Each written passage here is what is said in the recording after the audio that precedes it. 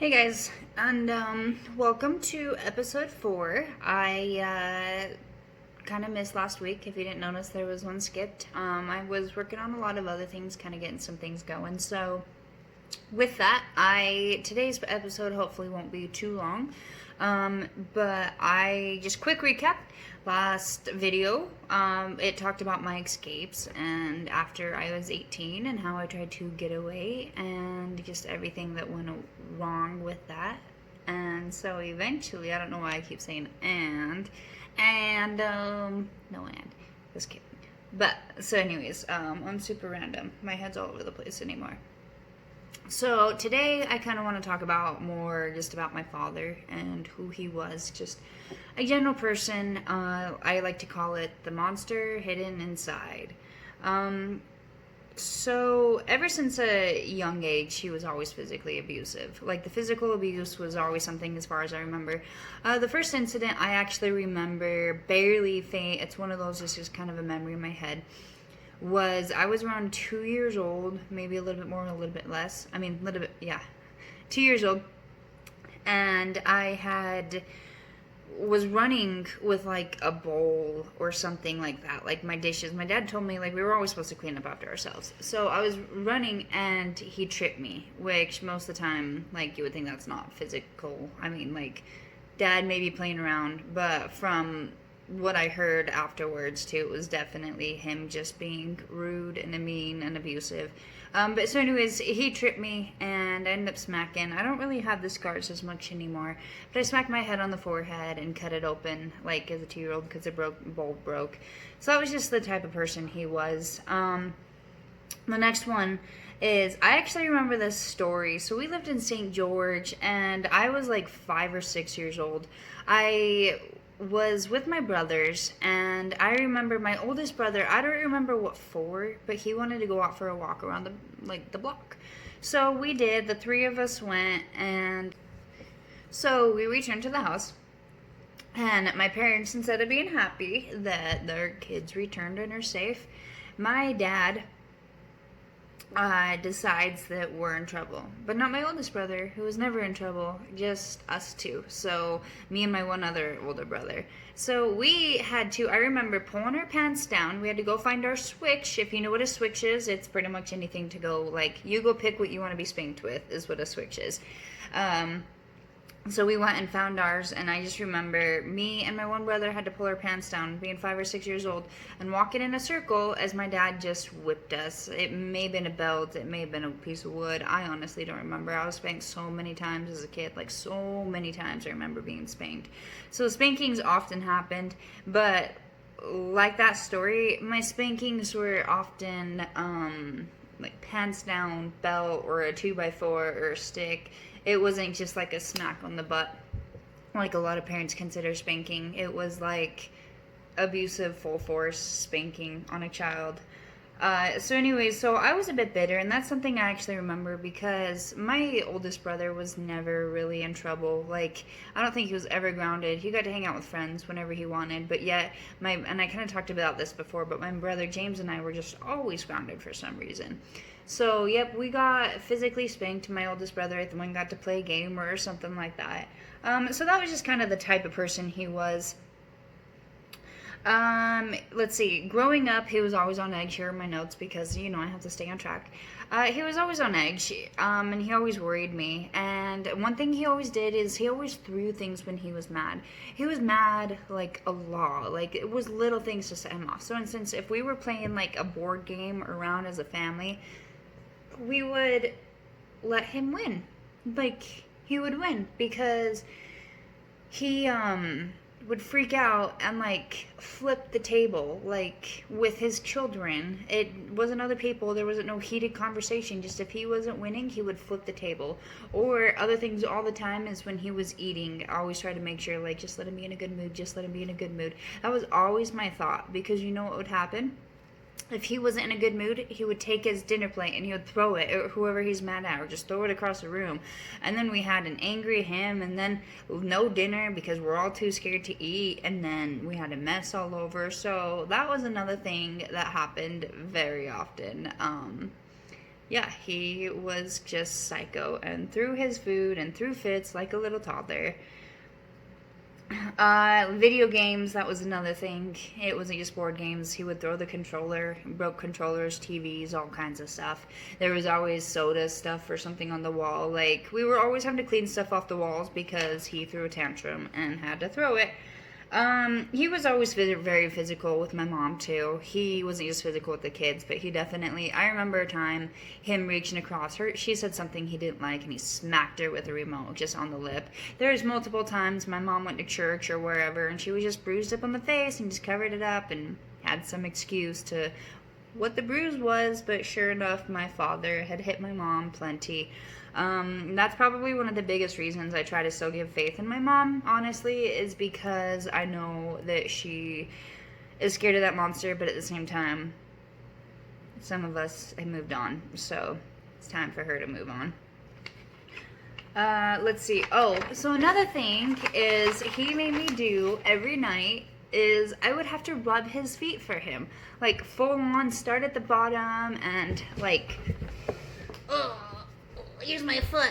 And I would have to start, I would have to start at the bottom of his feet and move all the way up. And it would probably take me about anywhere between 15 to 30 minutes a night, just depending. But I wasn't allowed to, like, go to bed until I rubbed his feet, which was honestly some nights he would stay up just doing this or that. Like, I don't even know. And I was ready to go to bed, playing games with my brothers or something. And so I'd have to stay up sometimes till 2 or 3 a.m. just so he can finish his gaming so I can rub his feet before I went to bed. That was something that took on when I was super young, like super young. I would have to rub his feet every night, probably for 10 to 12 years. Like, I was always rubbing his feet.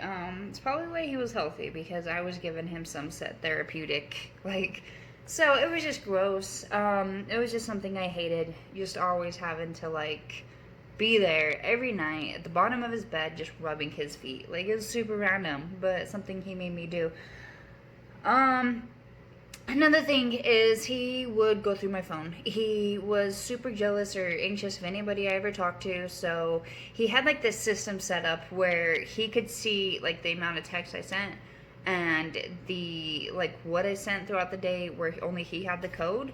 And so anyways, he would delete, like, he would not delete, he would, like, see what I could delete it or whatever. So I didn't even risk having conversation with friends that I knew he wouldn't see, because if I deleted it, he could tell. If he saw it, he would freak out. So it was a lose-lose. Like, I never really text anybody because he was so on top of it. Like, he saw the pictures I ever took. I mean, just anything. Like, he was just always in my phone to making sure. So with that, he's broke many of my phone's cameras over the years. Just didn't like something. Like, I think one time I got a camera for Christmas, and he was going through the pictures and didn't like something. I don't even know what I had on my camera. I was like 16 or 17. He didn't like it, and he smashed the face of the camera in. Just because he didn't like something. But that was pretty often with my phones. He would throw them, he would break them. Once again, like a toddler. So yeah, if there was a time, I mean, not if there was a time that I remember a kid had texted me, and I was like a junior in high school, and my phone was going off, and I was like, oh shit, like, he's gonna know my phone's going off. And so it was this one kid, I knew him in high school, and he was like getting drunk at a party or something. So he had texted me and was just like, hey, just being flirty and cute, and sure enough, my father picked up my phone. That night was living hell. First of all, he called this dude and threatened him, whether he remembers or not, but that happened. And just, yeah, so he was crazy. So another thing is a story. I actually will wait to save some of these stories for later. Actually, you know what? I couldn't remember if I was going to tell you. So, I was never allowed to go to high school dances. There was a couple times I had asked or been asked, and it was just kind of like in the moment he said yeah, and that I could go and participate. But then the 2 times that I was asked, my sophomore and into my junior year, Twice I was at, once at the end of my sophomore year, and then the other time at the beginning, like the homecoming dance for my junior year. And so both times my father had told me yes, I could go. So I planned this and that, and then sure enough, the week before I had to go, like the Monday, Tuesday, Wednesday, whatever, and this dance was Friday or Saturday, I suddenly was grounded and not allowed to go anymore. So I had to call this kid and tell him, both of them, and be like, yeah, I can't go to the dance anymore for whatever reason. So guess what? Guess who stopped getting asked to dances? Guess who stopped getting to go? Because you know what? Like, who wants to go with somebody that all of a sudden is grounded right before all the time? It's like nobody wanted to go to the dance with me. But there was a time that one Friday, I decided, or Saturday, or whatever it was, I decided I'm going to the Halloween dance. There was this kid I really, really liked, and his name was Skylar, and at the time. And so anyways, so I had asked him to the Halloween dance, and he said yes, and I'd put a lot of time in, and my father didn't know about making our costumes and all this stuff, and I just really wanted to go. So I decided to pull something brave, and I told him that I worked that night. So sure enough, I was grounded, I didn't have the vehicle, something happened that night, but where my parents had to drop me off for work. And I told them I had to be there maybe about 30 minutes before, like, the dance. People were coming to pick me up. My one friend worked with me, so she kind of knew my situation, so I was going with her. So sure enough, they dropped me off. I pretend I go into work. I wait for my next ride to come, and they pick me up, wait till make sure my parents are gone. And all of a sudden I realized, oh shoot, I forgot my phone in my parents' car. So I knew that they were heading to a store that was right down the road. I don't remember. So we had pulled up, and my family Suburban is sitting outside, and sure enough, I was so grateful they left it unlocked, because I'm watching my parents shop. My friend pulls up, sneaks up behind the car. I jumped in the back, like opened the back door, the hatch things like that close the back. So I open it up, and I go and I lean over the seat, and sure enough, there's my phone. I had left it there. So I grabbed my phone real fast, and I kind of left, and I saw the clerk just looking at me, and I was just like, don't tell, like, don't tell.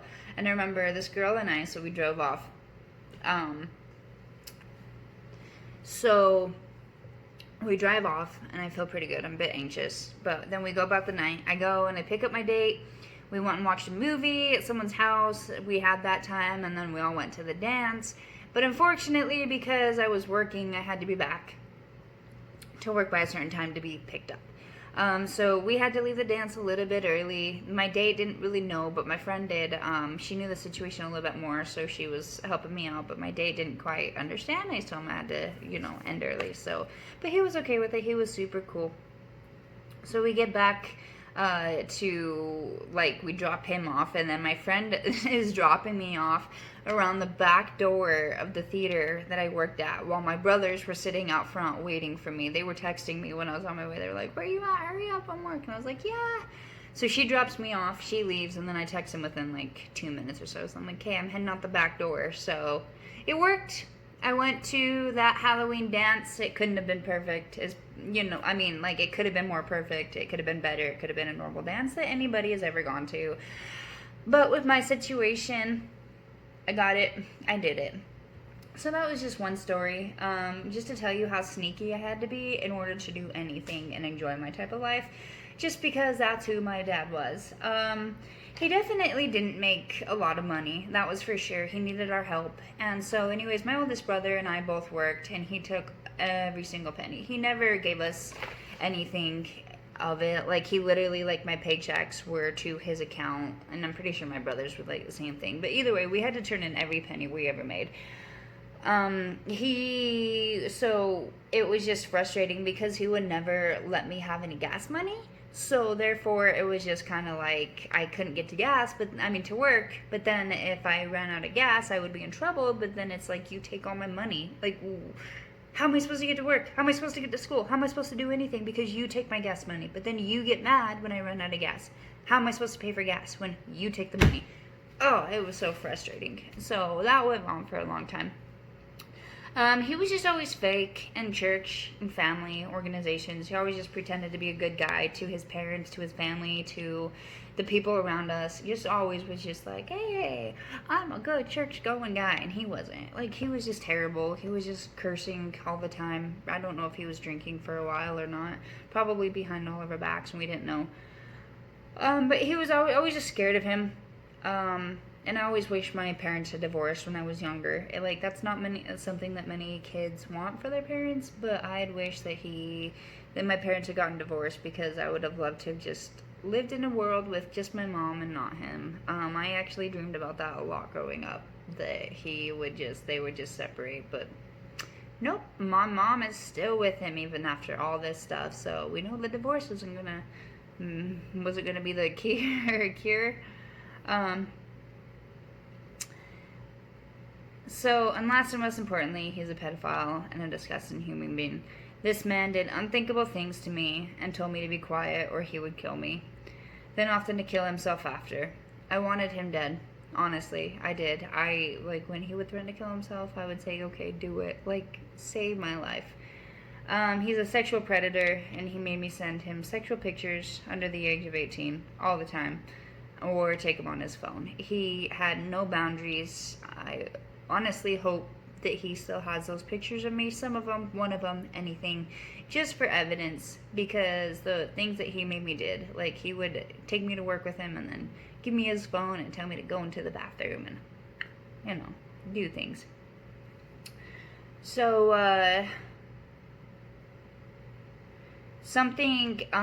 last thing I'll probably talk about is after about 17 years old, so the sexual abuse, it kind of got gradual. It started, which we'll talk about more later. But by the time I was 17 years old, he made me started sleeping in his room. He made me, my mom slept in a different room, and that's why I'm so confused how she didn't understand what was going on, because she slept in a different room, and she knew that her daughter was sleeping with her husband.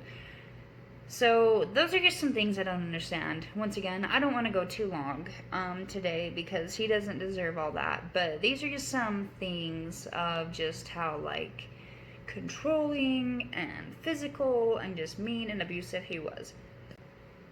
So, this next video, I probably will post one soon about just kind of like a quick life story within an hour or so of something that's in case the people that just want to watch one video and know the story.